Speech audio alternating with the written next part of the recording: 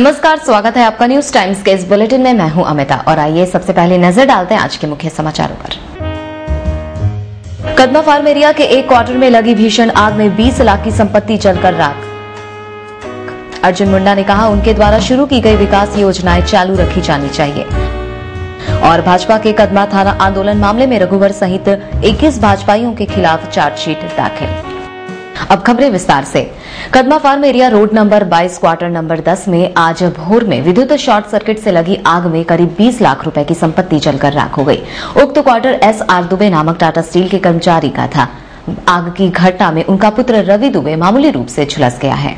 SR Dubey ने बताया कि संभवतः विद्युत शॉर्ट सर्किट से आग लगी है। आग की इस घटना में उन्हें 20 से 25 लाख रुपए का नुकसान हुआ है। वहीं रवि दुबे के मित्र संतोष पांडे के अनुसार आग की इस घटना में क्वार्टर की सारी संपत्ति जलकर राख हो गई है।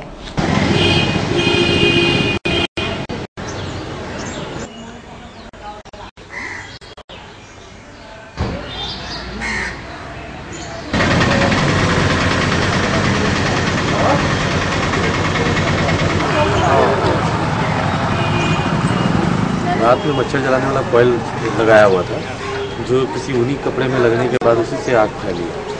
और जब तक इन लोगों को मालूम चलता, आग काफ़ी पकड़ लिया था और धुआं हो गया था और तुरंत आपका बिजली भी कट गई थी।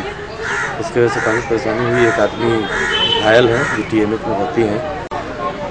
यही है, सारा मकान जल गया, सारे सामान जल गया। किनके घर है ये दुबे जी का मकान है, हमारे दोस्त के ससुराल है। पूर्व मुख्यमंत्री अर्जुन मुंडा ने कहा कि राज्य हित में उनके द्वारा शुरू की गई योजनाओं को त्वरित गति से चालू रखी जानी चाहिए।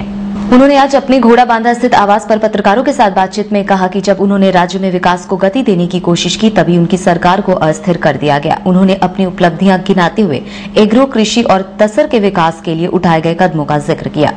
किसानों को धान का उचित मूल्य दिलाने की उन्होंने कोशिश की। यहाँ के सिल्क को अंतर्राष्ट्रीय मार्केट में पहुँचाने का उनका प्रयास सफल रहा। इंसान जगत के लिए ग्लोबल वार्मिंग,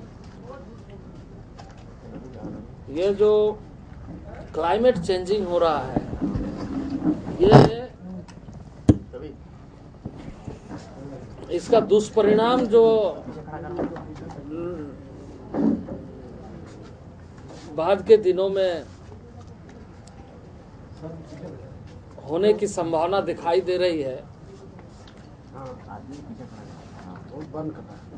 उसको रोकने का उपाय पर्यावरण का संतुलन है। इको फ्रेंडली कैसे बनाया जाए, और ये ध्यान में रखते हुए इस स्थान का मैक्सिमम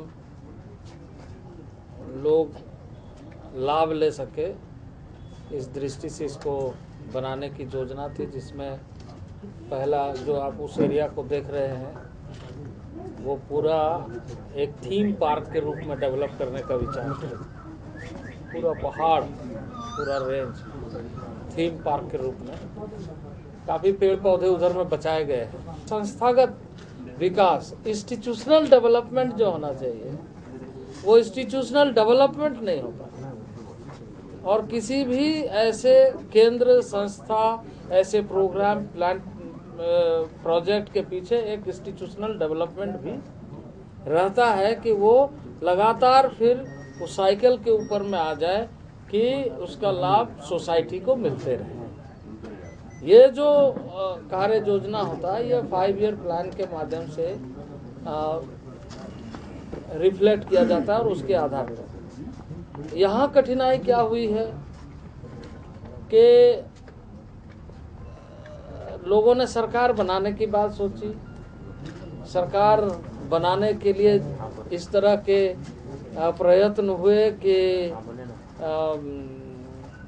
दूरगामी परिणामों को प्रभावित करने वाले साबित हो गए, और 2006 में भी ऐसा ही कमोबेश स्थिति बना, जिस उस समय के जो इंस्टीट्यूशनल डेवलपमेंट के इनिशिएटिव थे उस पर भी गहरा धक्का पड़ा। करीब 6 वर्ष पूर्व भाजपा के कदमा थाना परिसर में एक मामले को लेकर आंदोलन के दौरान विधायक रघुवर दास द्वारा तत्कालीन मंडल अध्यक्ष को भगा लिए जाने के मामले में आज प्रथम न्यायिक दंडाधिकारी संगीता श्रीवास्तव के न्यायालय में चार्जशीट दाखिल हो गया। इस मामले में रघुवर दास सहित 21 भाजपा कार्यकर्ताओं पर केस चार्ज किया गया है। भाजपा के नेता एवं अधिवक्ता देवेंद्र सिंह ने घटना के बारे में जानकारी देते हुए कहा कि उस आंदोलन में करीब 500 भाजपा कार्यकर्ता शामिल थे।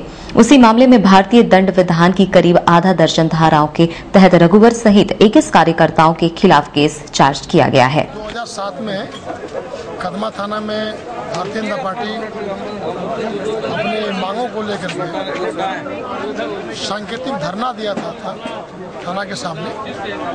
उसी बातों को लेकर के 2007 में मुकदमा हुआ था, जिसमें माननीय विधायक श्री रघुवर दास जी और करीब 500 भारतीय जनता पार्टी के प्रमुख कार्यकर्ताओं पर मुकदमा हुआ था। आज उसी केस में चार्ज फ्रेम हुआ है और ट्रायल आज से शुरू हुआ है।